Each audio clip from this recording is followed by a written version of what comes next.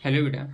इससे पहले की वीडियो में मैंने आपको बताया था कूलाम का नियम क्या होता है। आज की इस वीडियो में मैं आपको बताने वाला हूँ किसी माध्यम की आपेक्षिक विद्युतशीलता या फिर आपेक्षिक वैद्युतशीलता या फिर उस माध्यम का परावैद्युतांक क्या होता है। और साथ ही साथ मैं आपको बताने वाला हूँ इसकी इसकी मतलब क्या, विद्युतशीलता की जो डायमेंशनल फार्मूला होता है वो क्या होता है। तो स्टार्ट करते हैं। तो बेटा, कल मैंने आपको बताया था जो कूलाम का नियम, उसमें दोनों आवेश जब निर्वात और वायु में स्थित थे तो उनके बीच लगने वाले फोर्स का फार्मूला निकल के आया था। F बराबर 1/4πε0 Q1 Q2 upon are square. ठीक है बेटा। अच्छा, एप्सिलॉन नॉट क्या था? निर्वात या वायु की विद्युतशीलता थी। अच्छा, अब अगर ये दोनों आवेश पहले की कंडीशन में निर्वात और वायु ली थी हमने, मतलब यहाँ निर्वात थी भरी हुई या फिर वायु वायु समझ रहे हो ना। यहाँ जो हमारे पास अभी पृथ्वी पर, यहाँ मैं यहाँ की बात कर रहा हूँ, यहाँ वायु है। ठीक है बेटा। अगर यहाँ वायु भी ना होती तो निर्वात होता। ठीक है बेटा। तो ये थी, तो इसके लिए फॉर्मूला ये आया था। बट अब इसके बीच में हमने कोई माध्यम रख दिया, लाइक पानी रख दिया, लाइक प्लास्टिक रख दिया, कोई भी रख दिया। ठीक है बेटा। तब उसके बीच लगने वाला जो फोर्स है वो कितना आ रहा है, ये आ रहा है एफ एम बराबर, एफ एम मतलब उस मीडियम के बीच जो फोर्स आएगा, ठीक है, रखने के बीच जो फोर्स है वो। और एफ सालन क्या है, उस माध्यम की विद्युतशीलता जिसमें ये Q1 Q2 रखे हैं, और जो आवेश हैं ये तो, और दोनों के बीच की दूरी हमने वही रखी है। ठीक है बेटा। अच्छा, अब हम क्या करेंगे, चाहो तो इसे बॉक्स में बंद कर सकते हो, कोई ज़रूरी नहीं। अब हम क्या करते हैं, हम समीकरण एक के लिए समीकरण एक को समीकरण दो से क्या कर देते हैं, भाग दे देते हैं। चलो ठीक है। तो इसका LHS के लिए इसके LHS से भाग दे दो, ये है हमारा F अपॉन एफ एम। ठीक है। अच्छा, अब बेटा इसका RHS को इसके RHS से भाग दे दो, 1/4 pi epsilon not Q1 Q2 बटे आर स्क्वायर मेन बटे, इसका लगाओ 1/4 पाई एप्सिलॉन इंटू में Q1 Q2 बटे आर स्क्वायर। देखो बेटा, इससे ये कट गया पूरा, और 4 पाई से 4 पाई कट गया। यहाँ कितना बचा, ऊपर बचा 1/एप्सिलॉन नॉट, और यहाँ कितना बचा 1/एप्सिलॉन। तो बेटा अगर कभी भी आपके पास A बटे बी हो और मेन बटे ये हो और C बटे डी हो, तो इसे कैसे करते हैं, A बटे बी और ये हो जाता है अल्टर D बटे C। ठीक है बेटा। तो ये कितना हो जाएगा हमारा, ऊपर वाले को तो ऐसे ही रखो और नीचे वाला क्या हो जाएगा, उल्टा, यानी कि एप्सिलॉन बटे एप्सिलॉन नॉट, और इसी को लिख देते हैं हम एप्सिलॉन R। ठीक है, मतलब आपेक्षिक विद्युतशीलता इसे बोलते हैं। ठीक है ना बेटा। अच्छा, इसी के लिए हम लिख देते हैं के, जिसे बोलते हैं माध्यम का परावैद्युतांक, मतलब आपेक्षिक विद्युतशीलता को ही माध्यम का क्या बोलते हैं, परावैद्युतांक बोलते हैं। समझ आया ना बेटा। अच्छा, अगर हमें इसकी परिभाषा लिखनी है तो हम कैसे लिखेंगे, तो कहीं हमें बाहर से नहीं रटना, हमें क्या करना है, हमें बोलना है किसी माध्यम की विद्युतशीलता, किसी माध्यम की विद्युतशीलता ही तो है एप्सिलॉन। ठीक है। तथा तथा तथा वायु में वायु की विद्युतशीलता, वायु या निर्वात की विद्युतशीलता का अनुपात क्या कहलाता है, उस माध्यम का परावैद्युतांक या फिर आपेक्षिक विद्युतशीलता कहलाता है। ठीक है बेटा, ये आ गया। अच्छा, हमारा F बटे एफ एम बराबर कितना आया, एप्सिलॉन R आया या फिर K आया। ठीक है बेटा। अच्छा, अगर अगर हम क्या करें, अगर हम क्या करें, यहाँ से उस माध्यम में जो फोर्स देखें, ये तो हमारा आ गया। ठीक है बेटा। अगर हम उस माध्यम में फोर्स देखें, जब हमने सिंपल समझो, जब हमने निर्वात में रखे थे तो कुछ फोर्स और होगा।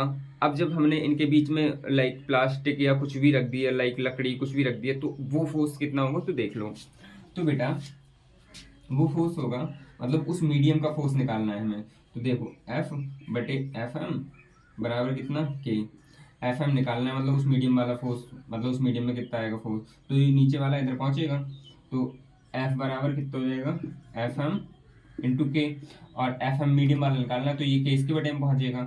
तो मैं डायरेक्टली पहले साइड चेंज कर लेता हूँ, एफ एम इंटू के बराबर एफ, और एफ एम बराबर कितना आएगा, एफ बटे के। यानी कि और एक बात और मैं बताऊं आपको, जो के का वैल्यू है या एप्सिलॉन आर का वैल्यू है, वो एप्सिलॉन आर का वैल्यू ग्रेटर देन और इक्वल होगा 1 के, मतलब 1 से बड़ा हो सकता है या फिर 1 के बराबर हो सकता है, इससे कम कभी नहीं हो सकता, आपसे ये पूछा जा सकता है। ठीक है बेटा। अच्छा, 2-4 सबस्टेंस का मैं बता देता हूँ, लाइक जल का के का वैल्यू कितना होता है बेटा, 80 होता है। ठीक है। मेटल्स के लिए इसका वैल्यू होता है अनंत। ठीक है बेटा।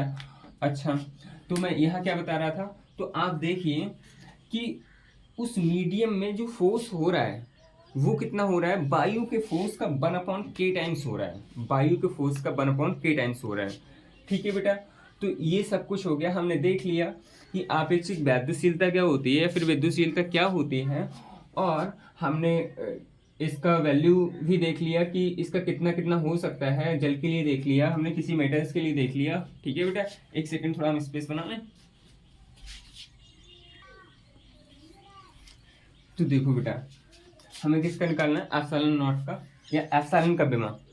ठीक है, एप्सिलॉन या फिर एप्सिलॉन नॉट, कोई दिक्कत नहीं, विमीय सूत्र एक ही आएगा।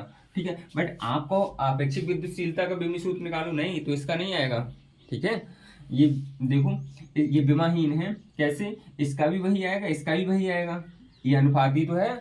ठीक है बेटा, तो इसका भी विमीय सूत्र वही आएगा, इसका भी विमीय सूत्र वही आएगा, दोनों कट जाएंगे तो ये विमाहीन हो जाएगी। ठीक है, बट केवल एप्सिलॉन की बात करोगे तो उसका आएगा। तो देखो, एप्सिलॉन बराबर कल कितना आया था, एक फॉर्मूला आया था हमारा, एफ बराबर कितना आया था, 1/4 ठीक है, इंटू Q1 Q2 बटे आर स्क्वायर। जब किसी मीडियम में हमारे Q1 Q2 रखे थे तब उसके लिए फॉर्मूला ये निकल के आया था। ठीक है, अब हमें एप्सिलॉन की क्या निकालना है, एप्सिलॉन का विमीय सूत्र। ठीक है, मतलब डायमेंशनल फॉर्मूला,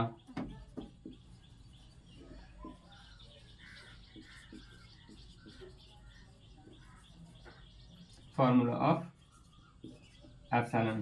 ठीक है बेटा, तो क्या, तो देखो हमें इस एप्सिलॉन का वैल्यू निकालना है सबसे पहले, तो इसे तो इधर ले आओ, नीचे का है ना, गुणा में पहुंचेगा, तो एफ इंटू कितना हो जाएगा एप्सिलॉन, इधर कितना बचेगा 1/4 पाई, इंटू में Q1 Q2 बटे आर स्क्वायर। बेटे ये चीज हमारी है कांस्टेंट, और किसी भी कांस्टेंट नंबर की कोई भी विमीय सूत्र नहीं होती, तो बेटा ये तो विमाहीन हो जाएगी। फिलहाल एप्सिलॉन बराबर कितना हो जाएगा, एप्सिलॉन वैल्यू, ये जो एफ है वो इसके बटे में पहुंच जाएगा। ठीक है, अभी रुक जाओ, इसे बाद में लिखेंगे। तो 1/4 पाई एफ इंटू में Q1 Q2 बटे आर स्क्वायर। ठीक है बेटा, ये चीज क्या है हमारी कांस्टेंट, और कांस्टेंट का मतलब इसकी कोई भी विमीय सूत्र नहीं होती। बाकी सबका लिख लेते हैं। तो देखो Q1 का Q बराबर IT फॉर्मूला पड़ा है, I क्या है तुम्हारी करंट, I क्या है करंट, और T क्या है टाइम। ठीक है बेटा, तो Q का विमीय सूत्र कितना आएगा, I को A से लिखते हैं और T को T से, तो Q का AT हो गया। इस Q की विमा दोनों की सेम ही तो आएगी, ये हो गया AT, दोनों का होल स्क्वायर हो गया, बटे अपॉन में कितना बचा F और R, F का विमा कितना आएगा ML T की घात -2, बल की विमा यही तो होती है, और R क्या है, दोनों के बीच की दूरी, और दूरी का कितना होता है L होता है, यहाँ स्क्वायर है तो स्क्वायर हो जाएगा। ठीक है बेटा। अच्छा, अब इसे सॉल्व कर लेते हैं। तो देखो ये कितना आएगा, A² T² ऊपर, नीचे कितना आएगा M L की घात 1, ये 2, ये कितना हो जाएगा 3, T की घात -2। अच्छा, अब आगे देखो, इसे ऊपर ले जाओ,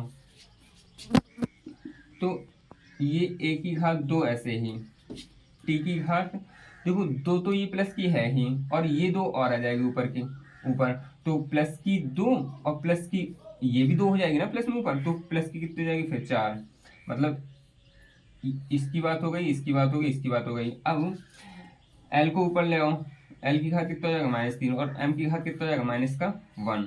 ठीक है बेटा, यहाँ कुछ नहीं, प्लस का 1 पावर ऊपर जाएगी तो -1 हो जाएगी। अच्छा, हम इससे कोशिश करते हैं ML T की इस टाइप से लिखें, पहले m लिख लें, फिर l लिख लें, फिर t लिख लें, इस सीक्वेंस से अधिकतर टाइम लिखते हैं। वैसे ऐसा कोई फिक्स नहीं है, बट इस सीक्वेंस में लिखते हैं तो हम इसे लिख लेते हैं। तो सबसे पहले कितना लिखेंगे हम m की घात कितना -1, l की घात -3, और फिर t की घात 4 और a की घात 2। तो बेटा ये हो गई हमारी विद्युतशीलता का विमीय सूत्र। ठीक है बेटा, तो ये पूरा की पूरा हो गया हमारा। आगे की वीडियो में हम आपको बताने वाले हैं कूलाम के नियम के, आपको कई सारे क्वेश्चन कराएंगे उस नियम पर बेस्ड, और उसके बाद में हम लोग बताएंगे आपको कि इसका वेक्टर फॉर्मूला क्या होता है। ठीक है, तब तक के लिए थैंक यू।